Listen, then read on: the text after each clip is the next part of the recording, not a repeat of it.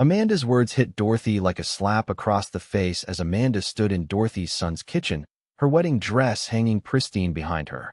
"The best gift would be if you disappeared from our family," Amanda said, flashing that plastic smile Dorothy had grown to hate. Michael nodded in agreement, not even bothering to look at his mother. Dorothy needed to give this some context first. How had she gotten here? 3 years ago, she had sold her beautiful Victorian home, the one she and her late husband Robert had lovingly restored, to give Michael and Amanda the down payment for their dream house. $87,000. Her entire life savings handed over with a mother's unconditional love. They had promised she would always have a place there, always be part of their family. Now, the day before their elaborate wedding that Dorothy was financing, Amanda decided Dorothy was disposable. "You heard her," Michael said finally, his voice cold. "This is supposed to be our special weekend. Your negativity is ruining everything." Dorothy's negativity? She had spent the morning arranging flowers, the afternoon helping with last-minute preparations, and the evening listening to Amanda complain about everything from the weather to the caterer. The only negative thing Dorothy had done was suggest maybe they didn't need ice sculptures shaped like swans. "Where exactly am I supposed to go?" Dorothy asked, her voice eerily calm. Amanda shrugged, examining her manicured nails. "I don't know. A hotel? Your sister's? Honestly, Dorothy, I don't care where you go as long as you're not here tomorrow." "This is my son's house, too," Dorothy reminded her. "Actually," Michael cleared his throat, "it's more Amanda's house now. She's been handling all the finances, making the improvements. You just gave us some money once." Some money once. $87,000 reduced to some money once. Dorothy stood there in the kitchen where she had cooked countless family dinners, looking at the granite countertops she had helped choose, the custom cabinets her money had made possible. These people had taken everything she had given them and convinced themselves they deserved it. That's when something inside Dorothy shifted. Not broke. Shifted, like a gear clicking into a different position. "You're right," Dorothy said softly. "I should go." Amanda looked surprised. She had probably expected tears, pleading, the usual drama she could later describe to her friends as Dorothy being difficult again. "I'll pack my things and be gone within the hour." Michael actually looked relieved. "That's probably for the best, Mom. We can talk after the honeymoon, once things settle down." Talk after the honeymoon. As if this was just a temporary disagreement about seating arrangements. Dorothy went upstairs to the guest room that had been her home for the past 6 months. Not her room. She wasn't allowed to call it that. Always the guest room, because guests eventually leave. As she folded her clothes into her suitcase, she could hear them downstairs already planning how to rearrange the space. Amanda wanted to turn it into a yoga studio. Michael thought it would make a good office. Neither of them considered that maybe, just maybe, they should feel some guilt about throwing out the woman who had made their perfect life possible. Dorothy paused at Robert's photograph on the nightstand. 43 years of marriage, and he had never once made her feel unwanted in her own home. "Don't worry, sweetheart," Dorothy whispered to his image. "I'm not going down without a fight." But first, she had phone calls to make. Sitting in her car outside their house. No, scratch that. Outside the house her money had bought. Dorothy pulled out her phone and dialed her lawyer's emergency number. Margaret Shun had been handling Dorothy's affairs since Robert's death, and she had warned Dorothy about this exact scenario. "Dorothy, it's Saturday evening. Is everything all right?" "Margaret, I need you to pull the documentation on the house purchase. All of it." A pause. "Has something happened with Michael and Amanda?" Dorothy told her everything. Amanda's ultimatum, Michael's betrayal, the casual way they dismissed her contribution as some money once. Margaret listened without interruption, though Dorothy could hear her typing furiously. "Dorothy, I've been worried about this for months. The way they've been treating your investment as a gift rather than what it actually was." "What do you mean, what it actually was?" Another pause. Longer this time. "You don't remember signing those additional documents? The ones I insisted on after you expressed concerns about Amanda's spending habits?" Dorothy's heart started beating faster. "Margaret, please tell me you protected me somehow." "Oh, honey, the $87,000 wasn't a gift. Legally, it was a loan with your name on the deed as co-owner. Amanda never signed the acknowledgement forms I sent over. In the eyes of the law, you own 35% of that house." Dorothy nearly dropped the phone. "Are you serious?" "Dead serious." Amanda kept forgetting to sign the paperwork, and you were so focused on keeping peace in the family that you never pressed the issue. But the mortgage company has you listed as a co-borrower. The deed shows your ownership stake. It's all completely legal and binding. Through the kitchen window, Dorothy could see Amanda showing off her wedding dress to someone on video chat, probably her mother. She was laughing, gesticulating wildly, completely oblivious to the conversation that was about to change her life. Margaret, hypothetically speaking, what would happen if I wanted to sell my share of the house?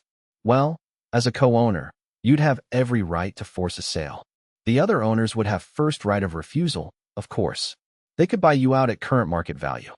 And if they couldn't afford to buy me out, then the house goes on the market, and the proceeds are split according to ownership percentages. Dorothy watched Michael appear in the kitchen window, opening a bottle of champagne, celebrating their freedom from the burdensome mother, no doubt. Margaret, I need you to prepare a notice of intent to sell. I want it delivered first thing Monday morning. Dorothy, are you sure about this? Once we start this process, I've never been more sure of anything in my life. They want me to disappear? Fine, but I'm taking my 35% with me.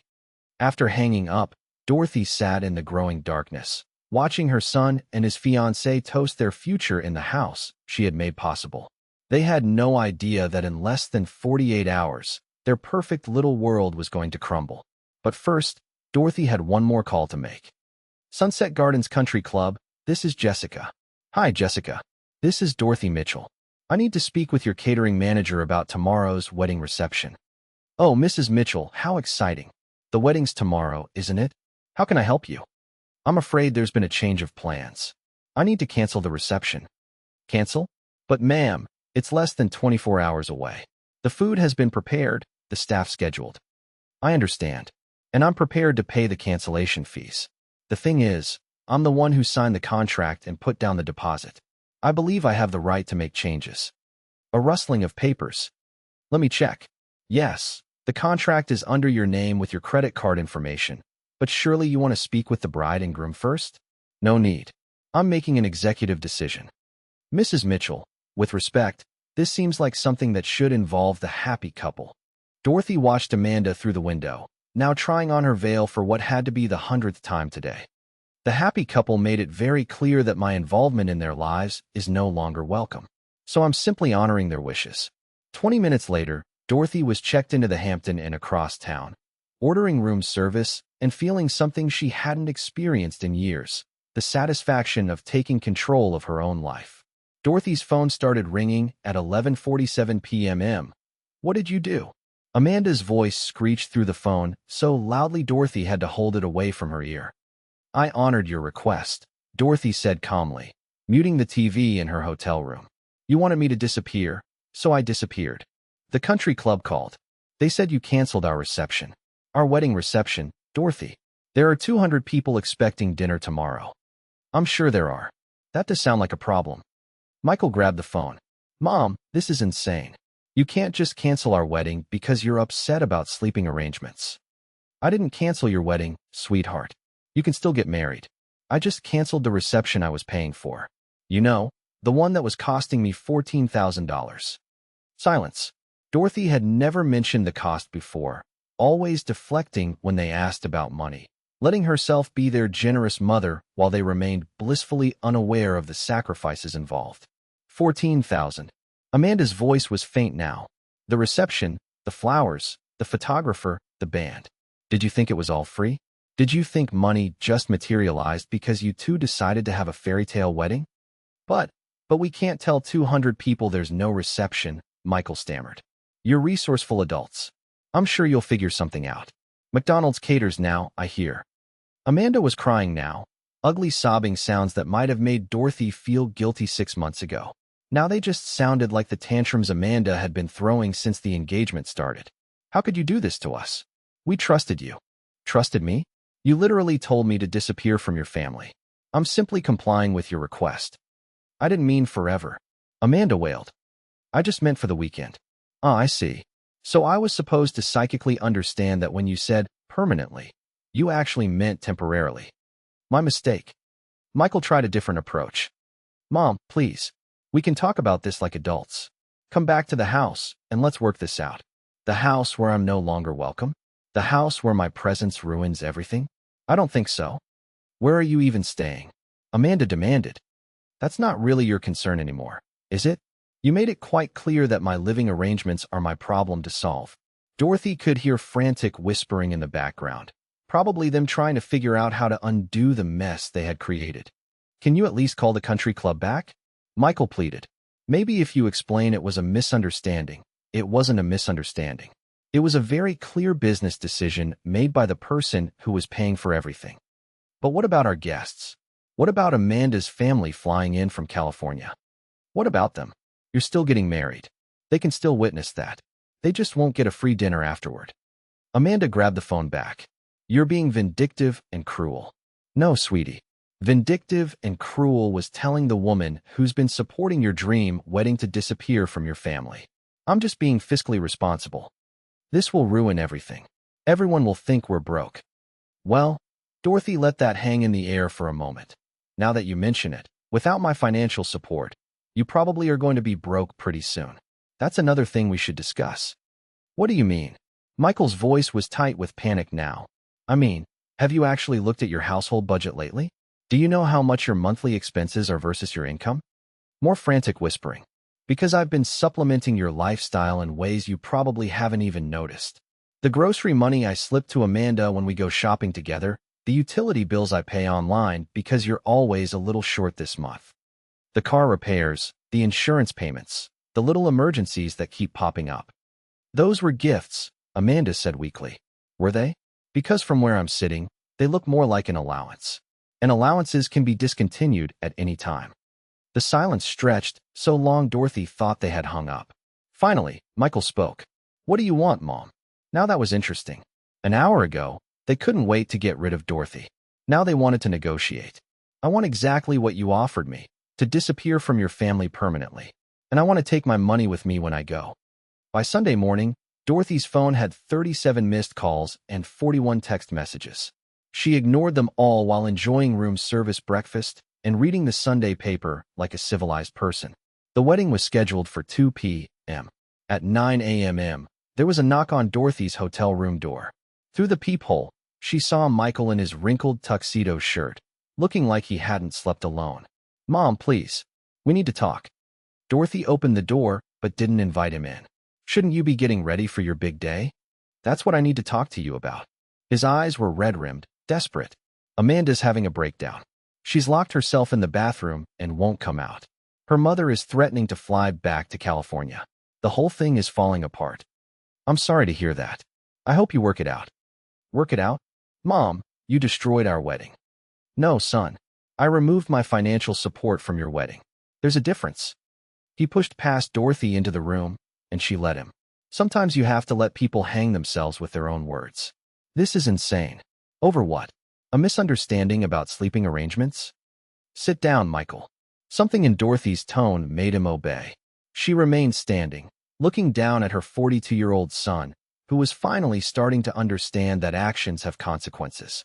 This isn't about sleeping arrangements. This is about respect. This is about gratitude. This is about treating the person who made your lifestyle possible like a human being instead of an inconvenience. We've always treated you well. Have you? When was the last time you asked about my life, my interests, my feelings? When was the last time you invited me somewhere because you wanted my company, not because you needed my help? He opened his mouth, then closed it.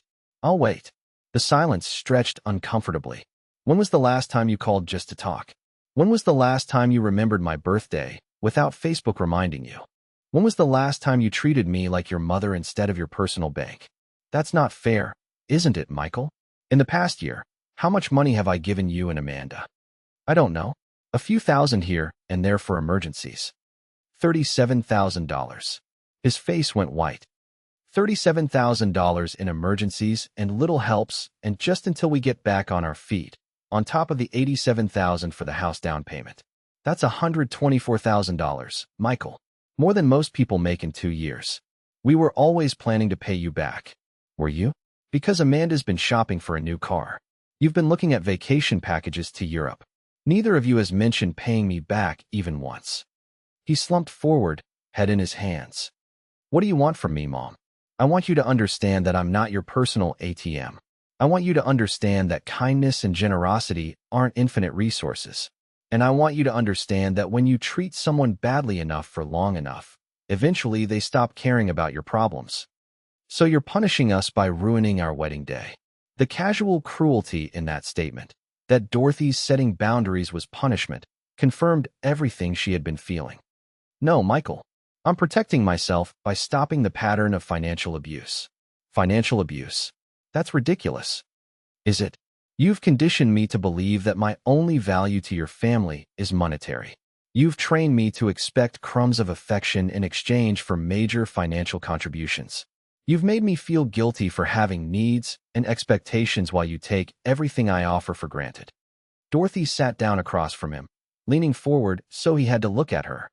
Yesterday, Amanda told me the best gift I could give your family was to disappear permanently. And you agreed with her. After everything I've done, everything I've sacrificed, you agreed that I should disappear. She didn't mean it. Yes, she did. And so did you. And you know what? You're going to get exactly what you asked for. He looked up sharply. What does that mean? Dorothy smiled. And it wasn't a nice smile. It means you better figure out how to pay for your own lifestyle from now on. It means you better hope Amanda's parents are feeling generous. And it means you better start looking at apartments, because the house situation is about to get very complicated. What are you talking about? I'm talking about the legal documents you never bothered to read before your father and I helped you with that down payment. The ones that make me a co-owner of your precious house.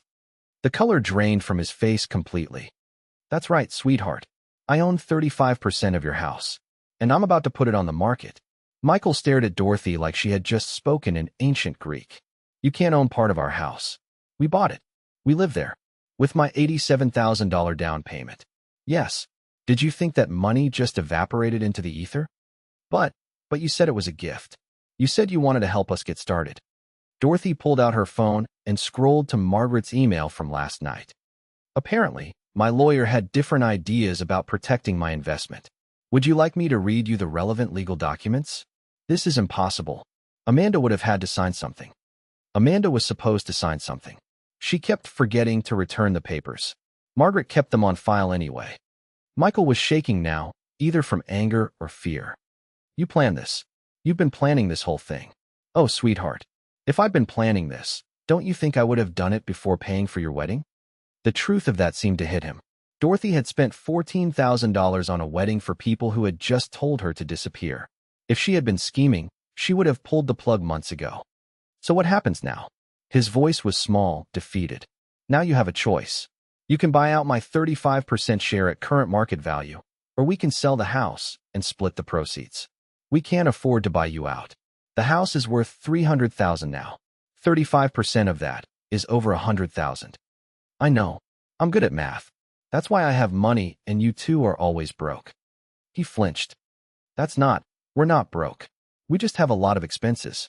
Michael, your combined household income is $8,000 a month. Your mortgage payment alone is $2,400. Add in car payments, credit cards, utilities, groceries, and Amanda's shopping habit, and you're spending more than you make every single month. How do you know all that? Because I've been making up the difference for the past 3 years. Do you think the money fairy was leaving cash under your pillow? The hotel room phone rang. Dorothy answered it while Michael sat there processing his new reality. Mrs. Mitchell, this is Jessica from Sunset Gardens. I have the bride's mother on another line. She's asking about reinstating today's reception. She says she'll pay all the costs if you'll allow us to proceed. Dorothy looked at Michael, who was listening with desperate hope in his eyes. That's very generous of her, Jessica, but I'm afraid that won't be possible. Mom, please, Michael started. Dorothy held up a hand to silence him.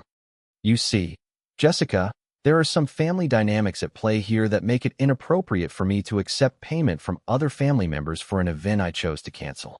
I understand. Should I tell Mrs. Worth that the cancellation stands? Yes, please. And Jessica, send my final bill to this hotel. I'll settle up everything I owe for the inconvenience. After hanging up, Dorothy turned back to Michael. Amanda's mother was willing to pay $14,000 to save your reception. She's been planning this wedding for months. She invited half her country club. How nice for her. Too bad her daughter couldn't manage to be civil to the person who was originally paying for everything. Michael pulled out his phone. I need to call Amanda. We need to figure out what to do about the house. Go ahead. But Michael, when you talk to your wife about our new arrangement, make sure she understands something. He looked up from dialing. I'm not the same woman who walked out of your house last night. That woman was desperate to keep peace in the family at any cost. This woman is done being taken advantage of. You're really going to force us to sell our home. I'm going to exercise my legal rights as a co-owner. What you do with that information is up to you. He left without another word, probably to deliver the worst news of Amanda's life on what was supposed to be the happiest day. 20 minutes later, Dorothy's phone rang again. Dorothy? Amanda's voice was barely recognizable through her tears. We need to talk. No, sweetie. We really don't. You made it very clear yesterday that talking to me wasn't something you were interested in doing. I was upset. I was stressed about the wedding. I didn't mean what I said. Of course you were upset. It must be exhausting pretending to tolerate someone you obviously despise. I don't despise you. Amanda, in the 3 years since you moved into the house I bought for you, you've never once thanked me. Not once.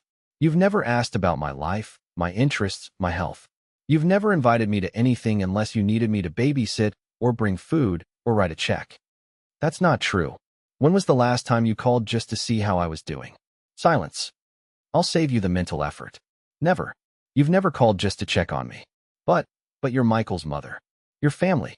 Yesterday, you told me the best gift I could give this family was to disappear permanently. Today you're claiming I'm family. Which is it, Amanda? More crying. The kind of desperate sobbing that once would have made Dorothy rush over with tissues and comfort. Dorothy, please. I'll do anything. I'll apologize publicly. I'll pay you back. Pay me back with what money? You don't work, remember? You're a full-time homemaker in a house you couldn't afford without my money. I'll get a job. That's a great idea. You should definitely do that. But it doesn't change the current situation with the house. What if we agree to pay you back for everything? All the money you've given us over the years? Dorothy almost laughed. Amanda, honey, you owe me $124,000. At minimum wage, it would take you about 6 years to earn that much. And that's assuming you never spend money on anything else. The silence that followed was the sound of reality finally sinking in. By 4 p.m., they had called 16 more times. Dorothy had answered exactly none of them. Instead, she was sitting in the hotel restaurant, enjoying a lovely late lunch and watching the local news coverage of a wedding disaster at Sunset Gardens. The reporter didn't mention names, but the footage of Amanda in her wedding dress, crying on the country club steps, was pretty unmistakable. Excuse me, aren't you Dorothy Mitchell? Dorothy looked up to see a woman about her age with perfectly styled gray hair and kind eyes. She looked familiar, but Dorothy couldn't place her. I'm sorry, do we know each other? Barbara Worth, Amanda's mother. She gestured to the empty chair across from Dorothy. May I? This should be interesting. Barbara sat down with the practiced grace of someone who had spent decades handling social crises. I wanted to thank you. That wasn't what Dorothy had expected. Thank me for showing my daughter who she really is. The waitress appeared, and Barbara ordered coffee. Dorothy waited, curious about where this was going. I've been worried about Amanda for years, Barbara continued. The entitlement, the way she treats people she considers beneath her, the complete lack of gratitude for anything. I kept hoping marriage would mature her. Barbara's coffee arrived. She sipped it thoughtfully before continuing. And now I've seen how she treats the woman who made her lifestyle possible. And I'm horrified. Dorothy studied Barbara carefully.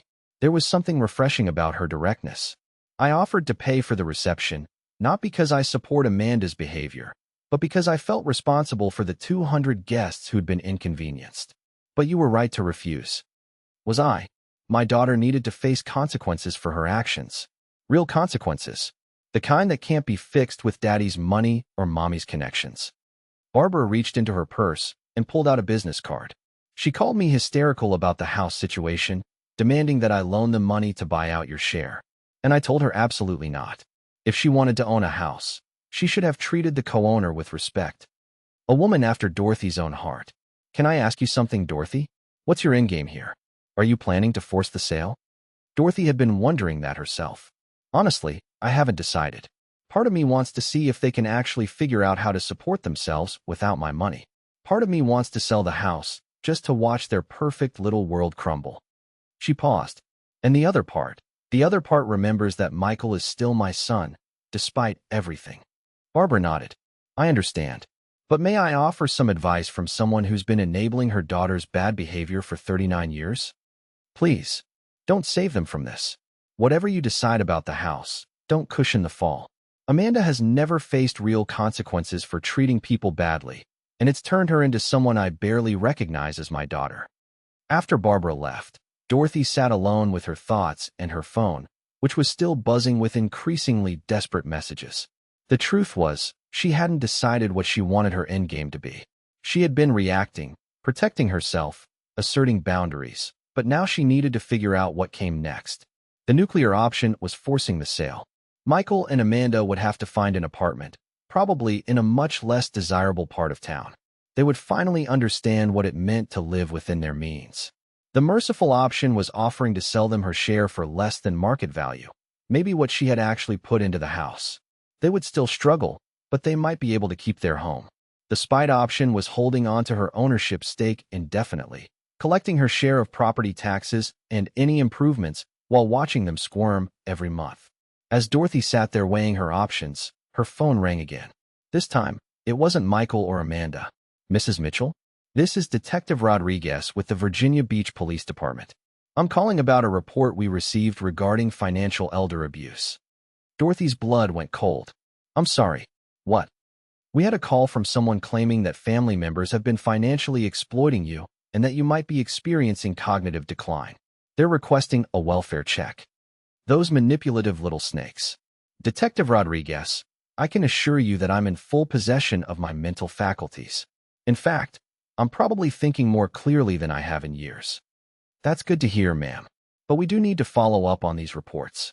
Would you be available to meet with me tomorrow morning?" Dorothy looked around the hotel restaurant at the normal people living their normal lives and felt a surge of pure fury at her son and daughter-in-law's latest manipulation. "Absolutely, Detective. In fact, I have quite a lot I'd like to discuss with you about financial abuse, just not the kind my family reported."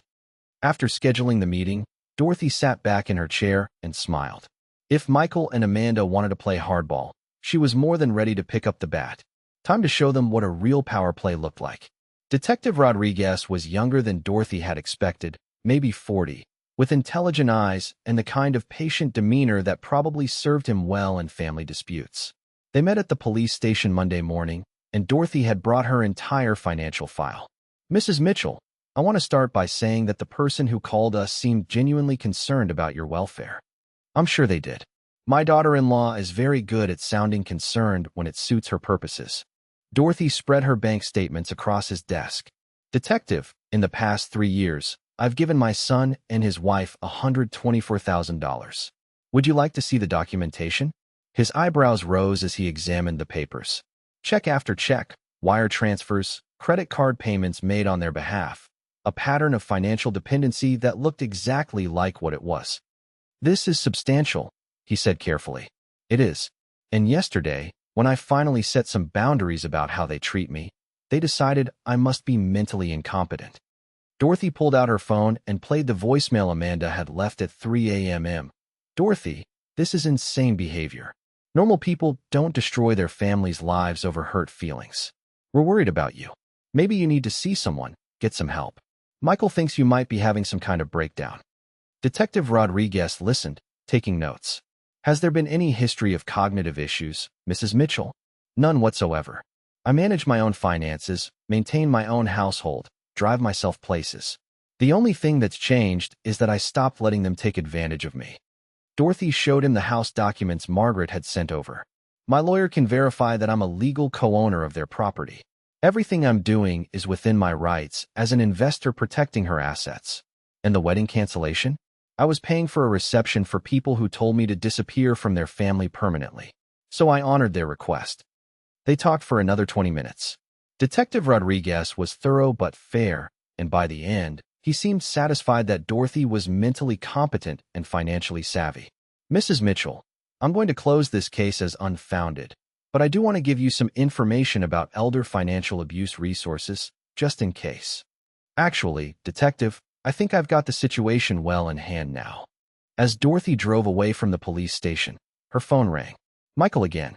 Mom, the police called. They said they're not pursuing the welfare check. That's because I'm not the one being financially abused in this relationship, sweetheart. What's that supposed to mean? It means you and Amanda have been systematically draining my resources for years while giving me nothing but disrespect in return. The detective was very interested in my documentation. A long pause. Are you threatening us? I'm informing you that your manipulation tactics aren't working anymore. Mom, please.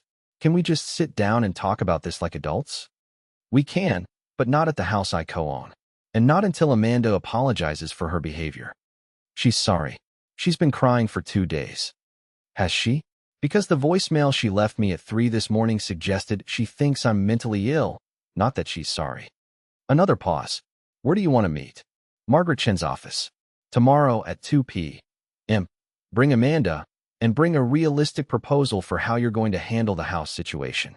A proposal? Michael, I own 35% of an asset worth $300,000. That's my retirement security. You either buy me out, or we sell. Those are your options. After hanging up, Dorothy realized something had shifted in their dynamic. For the first time in years, they needed something from her more than she needed something from them. Margaret's law office felt like neutral territory, all dark wood and leather-bound books.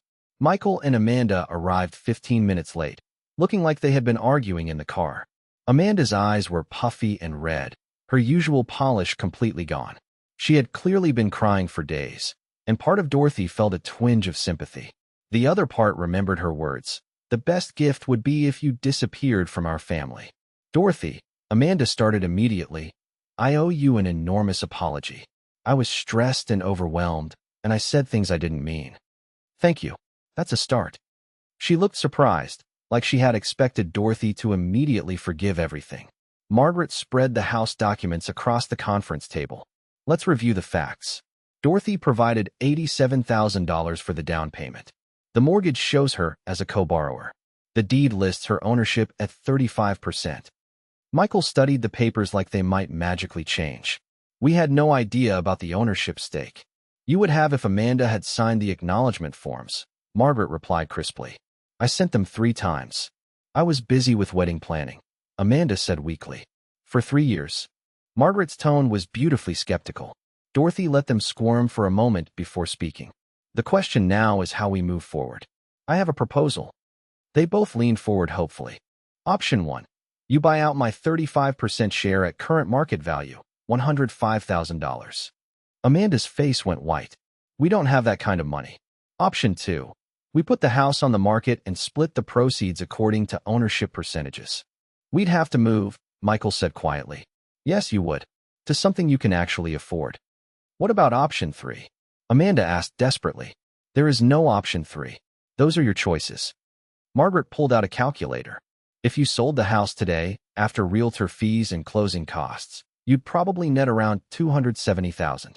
Dorothy's share would be about $95,000. You'd have $175,000 to find new housing. That's not enough for anything decent, Amanda protested. It's enough for a nice apartment or a smaller house in a different neighborhood, Dorothy replied. You know, the kind of place people with your actual income should be living. Michael ran his hands through his hair. Mom, is there any way we can work out a payment plan? Maybe we could pay you monthly until we've bought out your share? Dorothy had been waiting for this. At what interest rate? And with what collateral? You've already proven you don't honor financial agreements. That's not fair, isn't it? You owe me $37,000 in emergency loans that you never intended to repay. Why would I trust you with another $100,000? Amanda started crying again. This is going to destroy our lives. No, Amanda. This is going to force you to live within your means for the first time in your adult life. But what about our credit? What about our reputation? Dorothy almost laughed. Your credit? Honey, your credit is already terrible. You've been late on every bill for months. I know because I've been bailing you out. Margaret cleared her throat. I need to advise you that Dorothy has every legal right to force a sale. She's being more than generous by offering these options. How long do we have to decide? Michael asked. 30 days, Dorothy said. That should give you time to explore your financing options. As they prepared to leave, Amanda grabbed Dorothy's arm. "Dorothy, please. I know I hurt you, but we're family. Doesn't that count for something?" Dorothy looked at Amanda's hand on her arm, then at her face. For just a moment, she saw the scared young woman behind the entitled facade. "Amanda, family is supposed to count for something. That's exactly the point." 2 weeks into their 30-day deadline, Dorothy got an unexpected visitor. Barbara Worth stood on her hotel room doorstep with a bottle of wine and a determined expression. "I hope you don't mind me dropping by. I got your hotel information from Margaret Chin." Dorothy invited her in, curious about what had brought Amanda's mother back to Virginia. "I came to check on the kids," Barbara said, settling into the room's only armchair. "And to talk to you. How are they doing?" "Terribly. Amanda's having daily panic attacks. Michael's working overtime, trying to find a way to get a loan. They're fighting constantly." Dorothy poured them both glasses of wine, surprised to find she felt less satisfaction in their misery than she had expected. "Barbara, are you here to ask me to reconsider?" "Actually, no. I'm here to tell you about Amanda's father." That wasn't what Dorothy had expected. "Richard spoiled our daughter rotten," Barbara continued. "Every tantrum was rewarded. Every consequence was cushioned. Every failure was someone else's fault." She sipped her wine thoughtfully. When Amanda was 16, she totaled her car driving drunk. Instead of letting her face the legal consequences, Richard hired the best lawyer money could buy and got the charges dropped. "Why are you telling me this?" "Because I've watched my daughter become someone I don't recognize, and I finally understand that her problems aren't going to be solved by more money or more rescuing." Barbara reached into her purse and pulled out a check. "Amanda asked me to give you this. It's for $25,000, a good faith payment toward buying out your share." Dorothy looked at the check but didn't touch it. "And what did you tell her?" "I told her I wouldn't be her enabler anymore. That check represents Richard's life insurance policy, money I was saving for her inheritance. But I realized that giving it to her would just be repeating the same pattern." She tore the check in half. "Barbara, that's a lot of money. Money Amanda hasn't earned and doesn't deserve. Dorothy, I want you to know that whatever you decide about the house, you have my support, even if it means they lose their home. Especially then. Maybe having to start over will teach Amanda what work and gratitude actually mean." After Barbara left, Dorothy sat alone with her thoughts. For 3 years, she had been Amanda's enabler just as much as her parents had been. Every time she wrote a check to cover their shortfall, she had been teaching them that there would always be someone to catch them when they fell. The question was, what kind of lesson did she want them to learn now? Dorothy's phone buzzed with a text from Michael. "Mom, we've been approved for a home equity loan that would cover $60,000 toward buying you out. Can we meet to discuss partial payment arrangements for the rest?" Dorothy stared at the message for a long time. They were trying, which was more than they had done in years, but a home equity loan meant going deeper into debt, not learning to live responsibly. She typed back, "We can discuss it, but I want to see a complete household budget and a realistic plan for paying off all your debts, not just mine." His response came immediately. "Anything you want, Mom. We just want to make this right." For the first time since this whole thing started, that sounded like progress. The budget meeting was enlightening in the worst possible way. Michael and Amanda spread their financial documents across Margaret's conference table like evidence of a crime, which, in a way, they were. "Okay," Dorothy said, reviewing their monthly expenses. "You spend $400 a month on restaurants. We both work long hours," Amanda said defensively. "Sometimes we're too tired to cook." "You don't work at all, Amanda." "I mean, Michael works long hours." Dorothy moved down the list. $300 a month on Amanda's clothing budget. "I need to look professional for social events." "What social events? You don't have a job." Amanda's face was getting red, but Dorothy continued. $200 on premium cable and streaming services. $150 on Amanda's gym membership that you use maybe twice a month. $800 a month in credit card minimums for what appears to be shopping and vacation debt. Michael was adding numbers on his phone calculator. "Mom, I know it looks bad. It looks like you're living a lifestyle that requires about $12,000 a month when you bring home $8,000. But with the home equity loan, we could pay off the credit cards and reduce our monthly expenses significantly," Amanda said hopefully. Dorothy looked at Margaret, who was taking notes with professional detachment. "Amanda, you'd be borrowing against the house to pay off credit card debt. What happens when you run up the credit cards again?" "We won't. We've learned our lesson." "Have you?" Because I don't see any significant changes in this budget. You're still eating out constantly, still maintaining expensive memberships you barely use, still treating shopping like a hobby. Michael leaned forward. What would you want to see, Mom? What would convince you that we're serious about changing? Finally, the right question. I want to see a budget that reflects your actual income. I want to see you cooking at home, canceling unnecessary subscriptions, and Amanda getting a job. A job? Amanda looked horrified. Yes, a job. You're 39 years old with a college degree. There's no reason you can't contribute to the household income. But Michael makes good money. Not good enough, apparently, since you've been supplementing it with my money for 3 years. Margaret cleared her throat. Dorothy, what exactly are you proposing? Dorothy had been thinking about this for days. Here's my offer. You can buy out my share for $75,000 instead of the full market value of $105,000, but there are conditions. They both perked up. First, Amanda gets a job within 60 days and maintains it for at least 2 years. Second, you sell one of your cars and use the proceeds to pay down debt. Third, you stick to a realistic budget with no restaurant meals, no unnecessary shopping, and no new debt for 2 years. How would you monitor that? Michael asked. Monthly financial check-ins with Margaret. You provide bank statements, credit reports, and proof of income. If you violate any of the conditions, the full amount becomes due immediately. Amanda was shaking her head. That's like being in financial prison. No, Amanda. That's called being accountable for your choices. They asked for time to discuss it privately. While they huddled in the hallway, Margaret turned to Dorothy. This is either very generous or very cruel. I can't decide which. Maybe it's both. When they came back, Michael spoke for both of them. We accept your terms. All of them. All of them. Amanda confirmed, though she looked like she was swallowing poison. Margaret started drafting the agreement. I'll need this notarized and filed with the county recorder's office. As they finalized the paperwork, Dorothy watched her son and daughter-in-law sign away their financial freedom for the next 2 years. Part of her felt victorious. Part of her felt sad that it had come to this. But mostly, she felt like she was finally teaching them a lesson their parents should have taught them decades ago. Actions have consequences, and family isn't a free pass to treat people badly. 6 months later, Dorothy was sitting in her new apartment, a lovely 2-bedroom place in a senior community with a pool and walking trails, when Amanda called with surprising news. Dorothy, I got the promotion. Amanda had started working as a receptionist at a dental office, and apparently she had been good enough at it to move up to office manager. That's wonderful, honey. How do you feel? Exhausted, she laughed, and it was the first genuine laugh Dorothy had heard from her in years. But also proud. I never knew I was good at organizing things. You always were. You just never had to use those skills before. There was a pause. Dorothy, I owe you an apology. A real one, not the panicked one from Margaret's office. I'm listening. I was horrible to you for years. I treated you like an ATM, and then got angry when you had feelings about it. I told myself you were just being dramatic, but the truth is, I was entitled and cruel. Dorothy set down her coffee cup, surprised by how much Amanda's words affected her.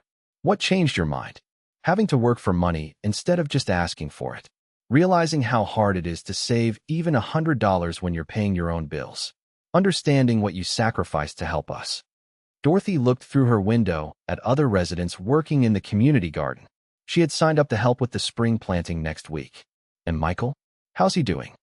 He's getting there. He still thinks you were too harsh, but he admits we needed to change. How are things between you two? Better, actually. We're talking more now that we're not constantly stressed about money. We cook together. We take walks instead of going shopping. It's nice. I'm glad. Dorothy, would you like to come to dinner sometime? Nothing fancy. Just homemade spaghetti and maybe some conversation that isn't about money? Dorothy thought about it. The old Dorothy would have said yes immediately, desperate to restore the relationship. The new Dorothy had learned to protect her boundaries. I'd like that, but let's start with lunch in a public place. Baby steps. Of course, whatever you're comfortable with. After they hung up, Dorothy sat quietly for a while, processing how different this conversation had felt from all the others. Amanda had sounded like an adult taking responsibility for her actions, not a child making excuses. Maybe the lesson had finally taken. Dorothy's phone buzzed with a text from Barbara Worth. Heard about Amanda's promotion. Thank you for not giving up on her. Dorothy texted back. Thank you for not bailing her out. Sometimes the kindest thing you can do for someone is let them face the consequences of their choices. Sometimes love means saying no. And sometimes the best gift you can give someone is the opportunity to discover who they really are when no one's there to catch them. Dorothy had spent 3 years being their safety net. And in doing so, she had robbed them of the chance to develop their own strength. When she finally pulled that net away, they had learned to fly. Not because they wanted to, but because they had to. And maybe that was the most valuable lesson of all. Outside Dorothy's window, the sun was setting over the walking trail where she had signed up for a seniors hiking group. Tomorrow, she was having lunch with a man named Frank, who had asked her out after they had both laughed at the same joke during last week's book club meeting. At 68, Dorothy was finally learning what it felt like to be valued for who she was, not what she could provide. And that was worth more than all the money she had ever given away.